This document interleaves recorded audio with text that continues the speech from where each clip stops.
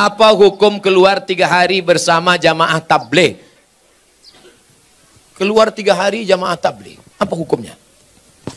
Di India, jamaah tabligh itu dari India. Namanya Maulana Ilyas dan Maulana Zakaria Kandahlawi. Di India nggak bisa tabligh akbar begini. Di India nggak bisa tabligh akbar begini. Kalau tabligh akbar begini, datang Amitabh Bachchan, Sanjay Dutt, Hema Malini, Rani Mukherjee. Hafal juga Pak Ustaz. Nggak bisa. Maka ijtihad Maulana Ilyas Zakaria Kandahlawi, mereka datang dari rumah ke rumah. Dakwahnya dari pintu ke pintu, door to door. Assalamualaikum. Waalaikumsalam. Kya hal hai? Tike kuch kota hai.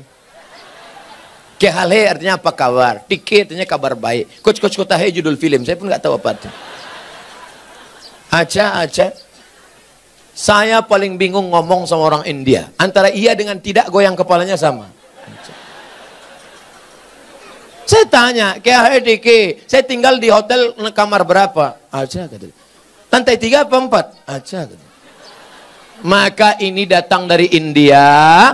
Mereka ulama-ulama ahli hadis. Siapa yang kaya, punya duit banyak, kerja tidak mengikat, 3 hari datang ngajak ke pintu. Assalamualaikum, waalaikumsalam. Ayo ke masjid ya. Ayo datang pengajian ya. Mereka inilah yang berdakwah di jalan Allah. Abdul Somad ceramah ke Bontang. Kenapa? Karena diundang Pemko. Abdul Somad ceramah ke Bontang. Kenapa? Karena diundang Bada LNG atau LNG Bada.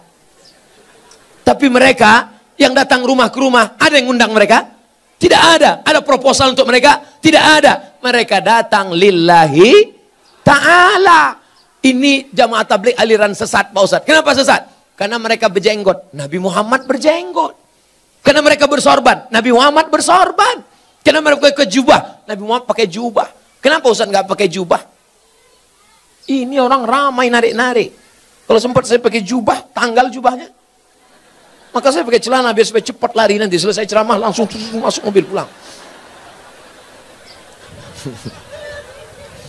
Jangan katakan mereka sesat. Mereka adalah orang yang mengajak ke jalan Allah. Mereka aslinya dulu preman, bertato, kumis tebal, anting-anting, gak kenal agama. Tapi datang jamaah tabligh di terminal, ini preman. Datang, bremo, tato besar, gambar ular kobra.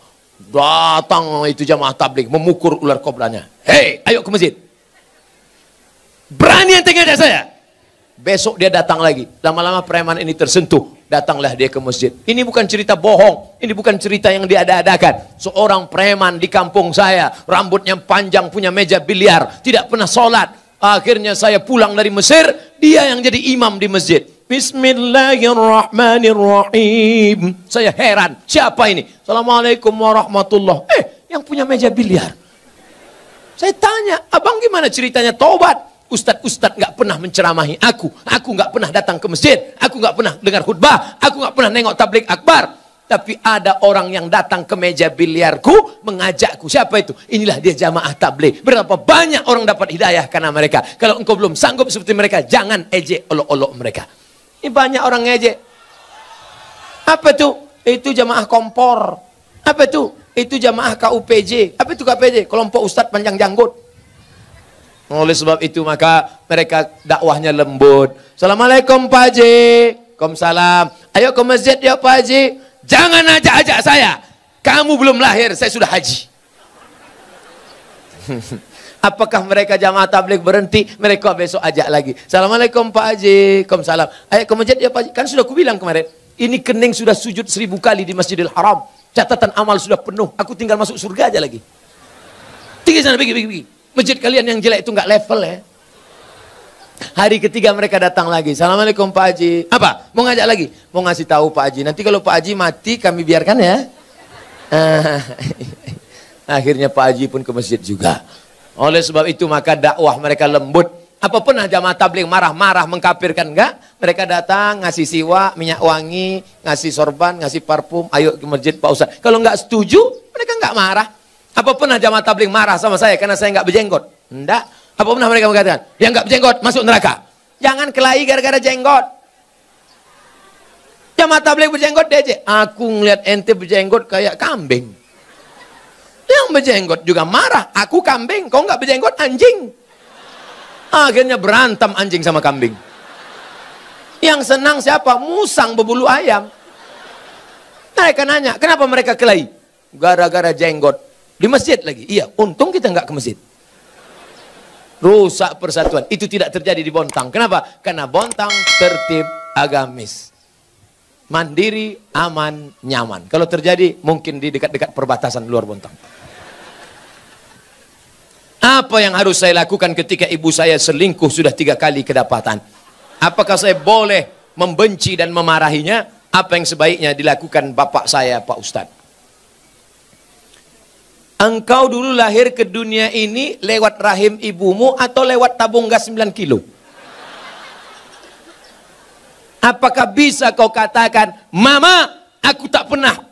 Tidak pernah kita pernah lalu di perutnya, lalu di rahimnya, dan dia meregang nyawa. Itu tidak bisa kau pungkiri. Oleh sebab itu, bahwa dia bersalah, ya, tapi kesalahan dia tidak membenarkan kedurhakaan engkau. Maka caranya bagaimana? Suruh bapakmu menasehatinya. Bapakmu pun kok bisa dia buat selingkuh 3 kali? Kemana bapakmu selama ini? Laki-laki itu kan tahu dia. Periksa HP-nya. Tiba-tiba di HP ketawa-ketawa.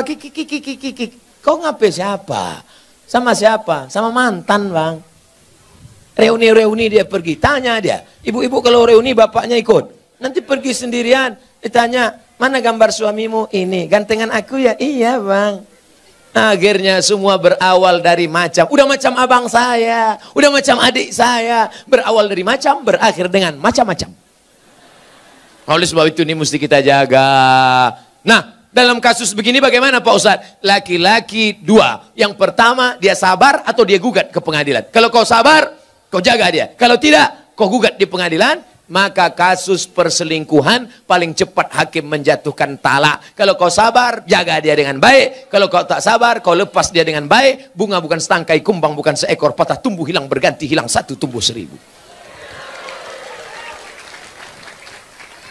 Gimana? Sabar? Saya sabar Pak Ustadz. Jaga dia sampai mati, saya jaga Pak Ustadz. Lupakan yang lain, lupakan. Jaga dia. Tapi jangan mulutmu berkata sabar, hatimu berkata yang lain. Gimana aku bisa menerima dia? Dia sudah diobok-obok 3 orang. Ustadz, seorang akhwat, ada ingin saya tanyakan. Ada orang melamar saya, tapi saya sedang menyukai orang lain. Bagaimana ya Pak Ustadz? Ini mancing-mancing aja. Ada laki-laki melamar engkau, tapi hatimu sedang suka dengan orang lain. Maka kau tengok dulu mana di antara 2 laki-laki ini yang bisa menyelamatkan engkau dunia akhirat. Kalau tiba-tiba yang ini datang, ini jantan dia, perkasa dia, dipinangnya kau dengan baik. Ini cuma berani bawa engkau makan mie ayam, bakso, bonceng sana, bonceng sini, pegang tangan, ujung jempol kaki. Maka kau campakkan ini, Fir'aun, ini tak ada gunanya nih. Ini yang Musa yang baik ini.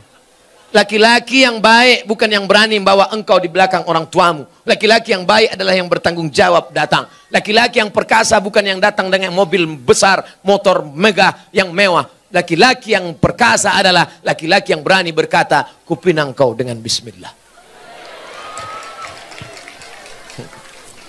Buanglah mantan pada tempatnya. Mudah-mudahan yang tua, yang muda, remaja-remaji semuanya diselamatkan Allah Subhanahu wa taala.